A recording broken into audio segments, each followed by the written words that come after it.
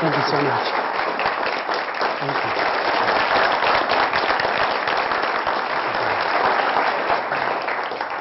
A man died, and he went to heaven. And when he got there, St. Peter was there to greet him. And Peter said, "Congratulations, my son, you've made it." Well, the man was a little skeptical, and he said, "Yeah, that's great, but can I check out the other place?" Well, Peter says, "Well, I can arrange that." So he sends him down below. And the devil's there to greet him. But what he sees amazes him. He sees people laughing. He sees people having fun. There's a huge feast off to one side. Everybody's enjoying themselves. Well, the man goes back up to heaven and says, "Hey, Pete, I don't know how to break this to you, but I'd rather spend eternity down there." He says, "Are you sure this is a final decision?" He says, "Yep, that's where I want to be." So he sends him down one more time, and the devil's there to greet him again. Only what he sees has changed. He sees fire and brimstone. He sees people being shackled and tortured. He says, "Hey, this isn't what I saw before." And the devil said, "You're right. Before, you were a prospect."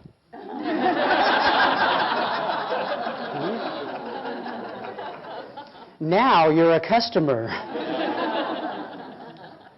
Have you ever been in a situation like that where you started to do business with a company and they treated you like royalty, and then all of a sudden you made that commitment and you became a customer, they turned their back on you or they disappeared altogether? That's what we want to talk about today, is how you can keep your customers from feeling shackled and tortured, and instead how you can begin to create your own perfect customers. Now, is anybody experiencing an overabundance of great customer service out there these days? No, far from it, right?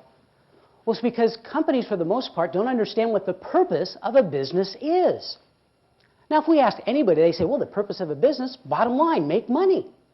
Isn't that what we all think? I mean, the workers want a paycheck, the shareholders want dividends, the owners want profits. But where does that money come from? It comes from the top, and it's added by customers. The purpose of the business is to serve a customer. The purpose of a business is to serve a customer. Now imagine if we had a company here right now, and starting today, every customer they ever had disappeared, never to show up again. And starting tomorrow, they never got another customer again. How long would they be in business? Not at all, right? Without a customer, you aren't in business. So the customer is the most important thing to the company. Now you may say, well, gee, I don't come in contact with customers. How many of you in your day-to-day jobs don't come in contact with customers on a day-to-day business or day-to-day practice? Anybody? I mean, customers at your company, but you don't come in contact with them, some of you. Well, let's define what a customer is. A customer, of course, the traditional definition is anybody who receives the products or services from your company. Now, we can expand that a customer is anyone who receives anything from you. So if you're a manager in a company, you have people in your charge, they receive guidance, instruction, motivation from you, they're your customer. Or you can reverse that. Your boss receives the output of what you do, he or she is your customer. So we're all in customer service. So there's external customers and internal customers. But we can expand that even further. Let's take it outside the business world. Who else receives something from you? Your family? Your spouse, your children, the people around you? Everybody is receiving something from you at some time. So everybody is your customer. But today we want to talk about business customers. One of the few things that's guaranteed in business is that you're going to lose customers. Ask anybody in sales about that. And there are many reasons why that happens. The Strategic Planning Institute did a study to find out why people and companies quit doing business with other companies. And here's what they found. 1% quit doing business because they die. That's just a fact of life. People die, businesses go out of business. 3% quit doing business because they've moved. They're no longer accessible to the products or services. 5% quit doing business because they've developed friendships elsewhere. 9% quit doing business because of competitive reasons, price. And 14% quit doing business because they were dissatisfied with the product for some reason. But the biggest majority, 68%, quit doing business with a company simply because of an attitude of indifference on the part of somebody at the company. 68% would continue to do business if someone just treated them a little bit better. And that's what we want to talk about, is how we can create our own perfect customers. I may say, gee, do I have to treat all the customers excellent? Well, it reminds me of a sign I saw in my dentist's office. It said, do I need to floss all my teeth? No, just the ones you want to keep. We don't have to take care of all our customers, just the ones that we want to keep. Another way to look at customers is from a book titled Fabled Service from Betsy Sanders. She talked about her 19 years working with Nordstrom as they expanded into California. And she said Nordstrom's philosophy is this, that there's only two types of employees: those who serve customers and those who support those who serve customers. Nobody at Nordstrom's is not in customer service, and everybody is working towards the same goal. And the same is true in your business, in your company, whatever your job is. You may not come in contact with customers, but your job is to support others who do. And at some point, everything eventually gets to the customer. That's the purpose of a business, is to serve a customer. So how do we go about doing this? Well, one thing that's basic to all of us, one of our basic needs, is recognition. We all want to feel important and needed, right? And we want to recognize our customers. And I want to share with you today 4 things that you can do to help improve the recognition of your customers so that they won't get that attitude of indifference. Now, the first thing is simply listen. We need to listen to our customers. Now, you might say, well, hey, Terry, I know how to listen. I've been listening to you for 5-10 minutes already. Well, has this ever happened to you? You walk up to somebody and say, hi, I'm Terry, and they introduce you, and before you let go of their hand, you forgot their name. Ever happened to you? Yeah, all the time, right? So we all could use a little bit of improvement in listening skills. Now, the very first thing that you need to do when you're in a position to listen to somebody is be aware of your body. It's body language. Are you telling the person that you're listening, and is your body prepared to listen? When you walk up to somebody, eye contact is saying so much.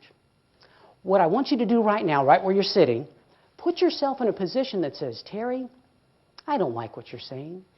I could care less what this topic is about. In fact, you're boring. I can't wait till the session's over. Put yourself in that position. Yeah, some of you are already there, right? Okay. Now I want you to put yourself in a position that says, hey, Terry, this is great stuff. I like what you're saying. I can't wait to hear your next words. This is going all day. I love it. Now stay there. Okay? Seriously. See, you knew instinctively what body position tells somebody I'm not listening to you, and what body language says I am listening to you. Now, the second thing we need to do, well, has this ever happened to you? You know, you're having a conversation with somebody, you've got the body language says I'm listening to you, and you're talking to them, and you're nodding, you're with them, you're giving them verbal acknowledgments, and all of a sudden something goes, oh gosh, I've got that meeting tomorrow afternoon, or that report to get out, or I've got to pick up the kids, or something just takes you far away from the conversation.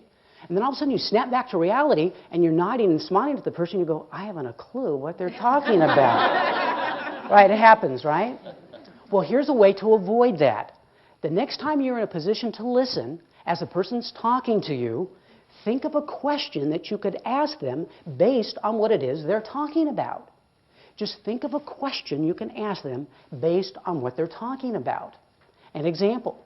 Someone comes up to you and says, oh, I just came back from the greatest vacation. Well, you might be thinking, where did you go? And then the next question, they might say, God, I had the most wonderful time in Hawaii. Well, who did you go with? And then you say, I had a wonderful time with my family. We did so much. And the next question is, what did you do? And so on and so on. Now, you may never ask the question. As in this example, the person might volunteer the information. But the act of asking a question or thinking of a question causes you to disregard all those other distractions. Now, let's try it right now. Here's what I want you to do. Pick a partner next to you, somebody preferably that you didn't come here with. One of you is going to be a listener, and one of you is going to be a talker. Now, the talker is going to talk for 1 minute, 60 seconds only, about some job, either a job you have now or some job you've had in the past. And you're going to tell the person how you came about that job. Now, the listeners, here's what you're going to do. First, you're going to put yourself in a position, your body language, that tells the person, I'm listening to you. And then you're going to be thinking of questions to ask them about what it is they're talking about. You're not going to ask the questions. Be quiet. Let them talk. Now, talkers, make sure you don't go overboard. The story doesn't start out, well, back in the 70s when Uncle Bill on my mother's side of the family. No, we're not going to go that far. Just pick a job. Tell the person how it came about. So right now, pick a partner. Now, quickly decide who's going to be. Quickly decide who's going to talk and who's going to listen. And now the talkers tell that person about how they came about a particular job. You have 60 seconds. Okay, let's come back together as a group.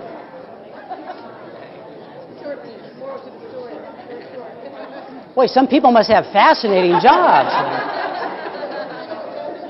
Okay, listeners, did somebody hear somebody who had a rather unusual or interesting job? Anyone hear an unusual job?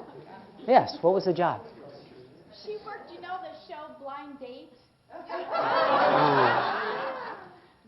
But she quit because of integrity. Say what they were doing or Okay. Well, see, now, obviously that's a show of interest, and if someone's talking to you about that, you're going to be automatically thinking of questions, and your attention is going to be with the person the whole time, right? Now, somebody here a day-to-day job, just an everyday job? Nobody? Everybody else has fascinating jobs? What's another job? Real estate agent. Real estate agent? All right, and when the person, were you the talker or the listener? I was the talker. Okay, now, did you feel that the person was listening to you? Yeah, she did. Oh, yeah. And what did she do with her body? What was she doing to tell you that she was listening? She was carefully looking at me as I spoke. Okay. She had eye contact. She was looking. Was she nodding her head, saying give some verbal confidence? Great. So you had her completely fooled, right? Yes. Right.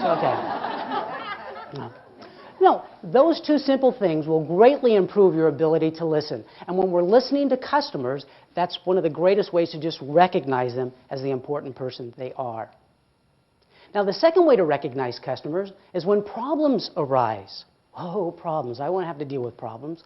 But problems are opportunities. A study showed that when customers had a problem with a company and it was solved to their satisfaction, they were actually more loyal than customers who had never had a problem with that same company. So it's your opportunity to show the customer that you care. In fact, that's the definition of service. Service is interest. It's being interested enough in your customer to help them, recognize them, take care of their problem. Now, it doesn't matter if it's their problem, doesn't matter if it's your problem, doesn't matter if it's the company's problem. Just fix it. Anybody go by the adage, the customer's always right?